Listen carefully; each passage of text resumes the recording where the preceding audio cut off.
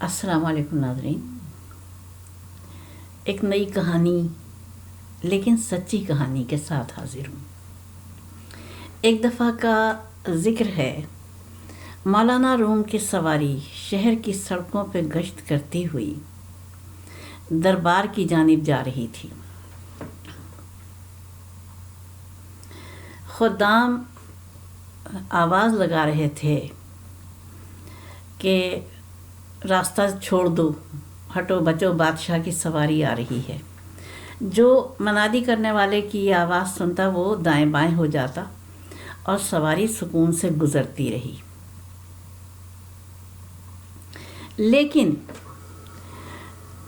اسی دوران ایک مجذوب بھاگتا ہوا آیا اور اس نے مولانا روم کی سواری کا جو پائیدان تھا، پالکی کہیے یا بگھی کہیے، جو زمانے میں گھوڑوں پہ چلتی تھی، اس کے جس پہ بیٹھے تھے مولانا روم، اس کا پائیدان پکڑ لیا اور سواری کے ساتھ ساتھ خود بھی بھاگنے لگا۔ مجذوب کی داڑھی میں تنکے الجھے ہوئے تھے اور ایک مجذوب کا حلیہ جو ہوتا ہے وہی حلیہ تھا۔ خدام نے دیکھا تو اس کو ہٹانا چاہا، لیکن وہ ہٹا نہیں اور بھاگتا رہا۔ مولانا روم نے منادی کرنے والوں کو اس سے کہا کہ اس کو مجذوب کو چھوڑ دیا جائے۔ سواری چلتی رہی، مجذوب بھاگتا رہا، یہاں تک کہ دربار آ گیا۔ مولانا روم اتر کے دربار میں چلے گئے۔ درباری جمع تھے دربار میں، کیونکہ خطاب کرنا تھا مولانا روم کو۔ اب انہوں نے خطاب شروع کیا، لیکن مجذوب نے کیا کیا کہ جب خطاب کا وقت آیا، جب مولانا اندر جا چکے دربار کے، تو وہ دربار کے دروازے پہ بیٹھ گیا، اور چونکہ مولانا منع کر چکے تھے کہ اس کو نہ چھیڑا جائے، تو کسی نے اس کے اوپر سختی بھی نہیں کی۔ مولانا رومی نے دربار میں خطاب شروع کیا۔ ان کے ہاتھ میں ایک ضخیم کتاب تھی، کچی سیاہی سے لکھی ہوئی۔ اس زمانے میں پکی سیاہی ایجاد نہیں ہوئی تھی۔ مولانا روم جب خطاب کر چکے، مجذوب اپنی جگہ سے اٹھا اور اس نے جا کے مولانا روم سے پوچھا، یہ کیا ہے؟ کتاب ہاتھ میں اٹھا کے پوچھا، یہ کیا ہے؟ مولانا روم نے نخوت سے جواب دیا، یہ وہ ہے جو تو نہیں جانتا۔ مجذوب نے ادائے بے نیازی سے کتاب تخت پہ واپس رکھی۔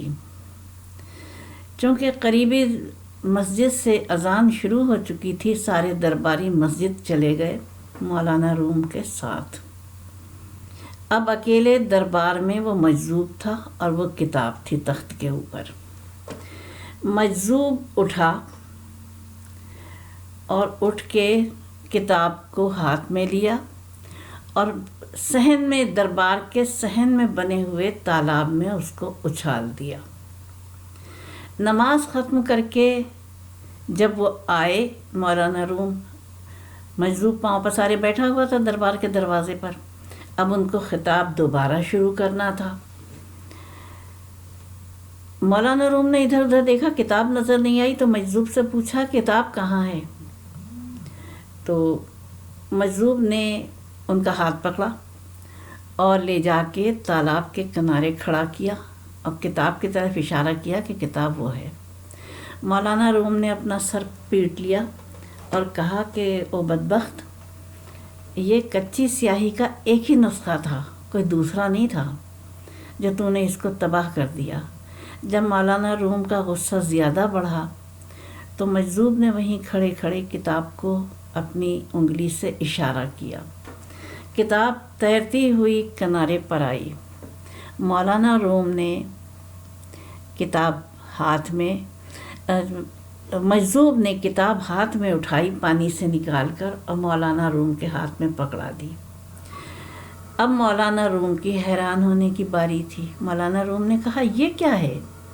یعنی یہ کہ یہ تو پانی میں پڑی ہوئی تھی، تو اس میں تو پانی کا قطرہ بھی نہیں لگا ہے، وہ تو بالکل سلامت تھی۔ حضرت شمس تبریزی جو کہ مجذوب کا روپ دھارے ہوئے تھے، کہنے لگے مولانا روم سے کہ یہ وہ ہے جو تو نہیں جانتا، اور یہ کہہ کے غائب ہو گئے۔ اب مولانا روم نے ان کو شہر کی گلی گلی تلاش کیا، اور ان کا ان پر ایسی دیوانگی طاری ہوئی کہ ایک وقت وہ شہر کی گلیوں میں آواز لگاتے پھرتے تھے کہ میں خود شمس تبریزی ہوں۔ ان کو پتہ چل گیا تھا کہ یہ شمس تبریزی ہیں، یہ امام زادے تھے، سادات کی نسل چل رہی تھی ان کے اس میں، اور یہ زمانے کے ستمگری سے بچنے کے لیے انہوں نے مجذوب کا روپ اختیار کر لیا تھا۔ پھر بالآخر مل گئے یہ مولانا رومی کو، اور مولانا روم ان کو اپنے ساتھ لے آئے، اور پھر ان کا اور مولانا روم کا بروایت 30 برس ساتھ رہا، اور اس 30 برس کے عرصے میں مولانا روم نے ان کی صحبت سے بہت فیض اٹھایا، اور مصنوعی تو آپ نے سنی ہی ہوگی مولانا روم کی، اور انہوں نے وہ اکثر کہتے تھے کہ مجھے جو بنایا ہے، میری شخصیت کو جو بلڈ کیا ہے، وہ شمس تبریزی نے کیا ہے۔ اور خود حضرت شمس تبریزی نے 3000 اشعار مولائے کائنات کی مدح سرائی میں رقم کیے، جو آج بھی محفوظ حالت میں موجود ہیں۔ اگر انہیں کسی میوزیم میں ڈھونڈا جائے یا کسی اور ذریعے سے ڈھونڈا جائے تو وہ یقیناً مل جائیں گے۔ تو یہ گمنامی کی زندگی گزار رہے تھے کہ اچانک ہی مولانا روم کے سبب یہ منظر عام پر آئے، اور ایسے آئے کہ دنیا نے ان کو پہچانا، اور بہت ان کی تصنیفات یورپ میں بھی پڑھائی جاتی رہی ہیں، اور ابھی بھی پڑھائی جاتی ہیں۔ اور ان کا یہ کمال ہے حضرت شمس تبریزی کا کہ انہوں نے کافی عوام الناس کو اپنی ذات سے متاثر کیا، اور درویشی کی ہی زندگی گزار کر دنیا سے پردہ کر لیا۔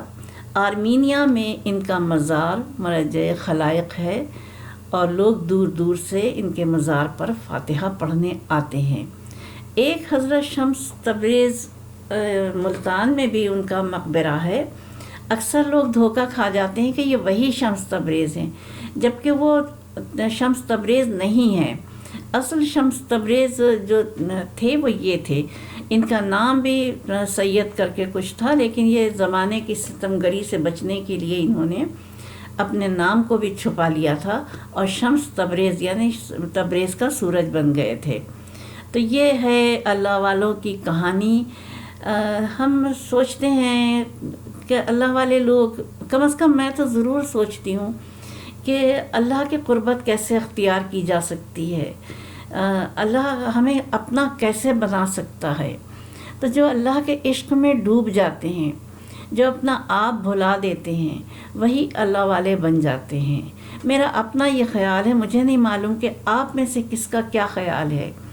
تو یہی آج کا میری پوسٹ کا ایک وہ تھا۔ مجھے بڑا شوق تھا کہ میں حضرت شمس تبریزی رحمۃ اللہ علیہ کے اوپر کچھ بولوں، تو آج اللہ نے میرا یہ ارمان پورا کیا ہے، اور اب اس دعا کے ساتھ آپ سے اجازت چاہوں گی کہ پروردگار عالم آپ کے آنگنوں میں روشنی، خوشیاں، مسرتیں، بہاریں، یہ سب ان کی برسات اترے، جھولی بھر بھر کے آپ ان سے فیضیاب ہوں۔ وآخر دعوانا الحمدللہ رب العالمین، والصلاۃ والسلام علی خیر المرسلین۔ خدا حافظ و ناصر۔ اپنی میزبان کو اجازت دیجیے، فی امان اللہ۔